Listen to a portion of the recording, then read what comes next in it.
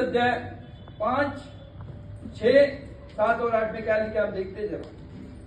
मत्ती की किताब में उसका 19 अध्याय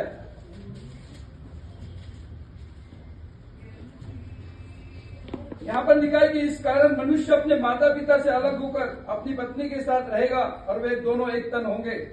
अब दो नहीं परंतु एक तन है। इसलिए जिसे परमेश्वर ने जोड़ा उसे मनुष्य अलग ना करे। उसने फिर कहा, फिर मूसा के कारण पुराने नियम में लिखा था कि मनुष्य की कठोरता के कारण तलाक दिया था, लेकिन नए नियम में परमेश्वर ने ऐसा कोई भी प्रयोजन नहीं बनाया है। तो हमारा परमेश्वर इब्रानी की पत्री 12 अध्याय 29 वचन में लिखा है कि वो बहुत ही भस्म करने वाली आग है, और इब्रानी 10:31 में जीवते परमेश्वर के हाथ में पड़ना भयानक बात है। और परमेश्वर का हमने आदर करना चाहिए और परमेश्वर की इच्छा के अनुसार हमने जीवन व्यतीत करना चाहिए। तो यहाँ पर हम देखते हैं कि अगर हम जब परमेश्वर ने हमें जोड़ा है तो हम अगर कुछ परमेश्वर के खिलाफ काम करते हैं तो प्रकाशित वाक्य में झूठों का भाग उस गंध आग और गंधक से जलती जो झील है उसमें होगा। इसलिए हम देखते हैं कि 1 कुरिन्थी उसका 7 अध्याय और उसका 2 वचन में क्या लिखा आप देखते हैं।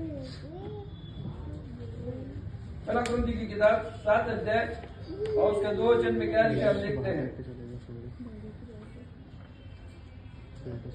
परंतु व्यभिचार के डर से हरेक पुरुष की पत्नी और हरेक स्त्री का एक पति हो, और पति अपनी पत्नी का हक पूरा करे, वैसे ही पत्नी भी अपने पत्नी को अपनी देह पर अधिकार नहीं पर उसके पति का अधिकार है, वैसे पति को भी अपनी देह पर अधिकार नहीं परंतु पत्नी का है। तुम एक दूसरे से अलग न रहो, परंतु केवल कुछ समय तक आपस की सम्मति से प्रार्थना के लिए अवकाश मिले और फिर एक साथ रहो। ऐसा न हो कि तुम्हारे असमय के कारण शैतान तुम्हें परीक्षा में डाले। पति पत्नी में इतना प्यार होना चाहिए, पति पत्नी में इतना प्रेम होना कि शैतान हार जाए हमारी जिंदगी से, क्योंकि शैतान यही देखता रहता है कि लोगों का जीवन कैसे बर्बाद करे। आज हम देखते हैं कि संसार के लोगों में कितने प्रॉब्लम है, संसारिक लोगों में कितने केसेस कोर्ट में पड़ी है और कितने तलाक की स्थिति में लोग हैं। क्योंकि उन्होंने परमेश्वर के वचन को फॉलो नहीं किया। परमेश्वर का वचन उनके पास नहीं है, लेकिन हमारे पास प्रभु का वचन है, और हमें अपना जीवन एक आत्मिक उन्नति पाकर एक धर्मी जीवन जीना है और परमेश्वर को महिमा करते रहना है। मेरे प्रियो, यहाँ पर लिखा है 6 अध्याय में 13 वचन में लिखा है, परंतु देह में विचार के लिए नहीं वरना प्रभु के लिए और प्रभु देह के लिए। और 15 वचन में लिखा है, क्या तुम नहीं जानते कि तुम्हारी देह मसीह के अंग है।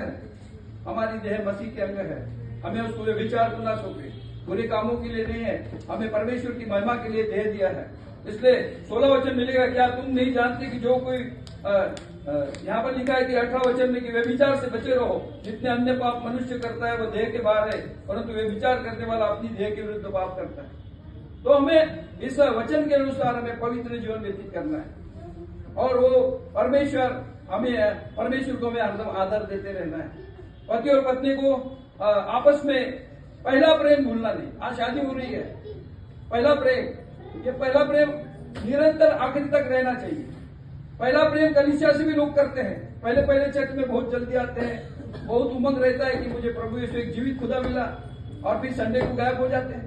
मैं पहले प्रेम के बारे में इसलिए बोलता हूँ कि मैं आज तक आप जिनकी शादी कर रहे हैं उनको पूछिए, मैं चर्च में सबसे पहले जाकर जाता हूँ, मैं काम धंधे करता हूँ, मैं भी सब कुछ करता हूँ, लेकिन प्रभु को संडे के दिन महिमा करने के लिए 9:30 बजे मेरा टाइम फिक्स है, और मैं अभी तक ये पहला प्रेम प्रभु के लिए नहीं भूला। मेरे घर के लोग भी है, यहाँ पे मेरी लड़की भी आई है, तो उनको भी मालूम है मैं सुबह चाय पीने की चिंता नहीं करूंगा, लेकिन पहला प्रेम मेरा परमेश्वर से, मैं पहले प्रभु की सेवा करता हूँ।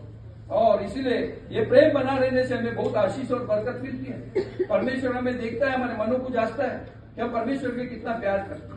तो इन दोनों के लिए यही संदेश है कि पहला प्रेम ना भूले। परमेश्वर